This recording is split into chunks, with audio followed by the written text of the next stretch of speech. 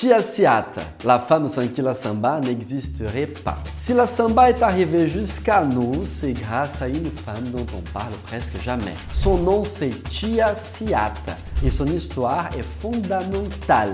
Tia Ciata naît à Bahia dans une famille profondément liée aux traditions afro-brésiliennes. Elle arrive à Rio de Janeiro à la fin du 19e siècle, comme beaucoup d'autres baianaises à cette époque. Rio change vite, la ville grandit, les populations noires venues de Bahia s'installent dans une zone qu'on appelle aujourd'hui la Pequena África. Et c'est là que tout commence. Tia Ciata est cuisinière, elle vend des plats dans la rue, mais surtout elle ouvre sa maison. Et cette maison devient un refuge, un lieu de rencontre, un espace où la musique, la danse et les traditions peuvent continuer à vivre.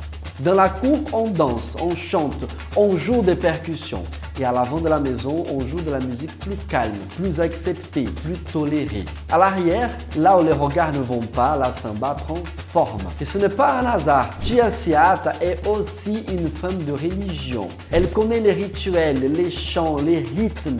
Elle comprend comment organiser, comment protéger et comment transmettre. Sa maison devient un point central de la vie culturelle noire de Rio. Des musiciens, des compositeurs, des danseurs y passent régulièrement. C'est dans cet environnement qui naissent les bases de la samba urbaine. Pas sur une scène, pas dans un théâtre, mais dans une cour autour d'une femme qui sait accueillir.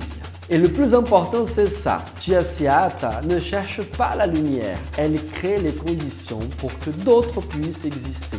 Sans elle, beaucoup de morceaux, beaucoup de rencontres, beaucoup de transmissions n'auraient jamais eu lieu. Et quand on parle de samba aujourd'hui, on parle souvent de musique. Mais à l'origine, c'est une histoire de maison, de communauté et de mémoire. Et cette mémoire a un nom, c'est Tia Ciata. Abonne-toi ici pour découvrir plus.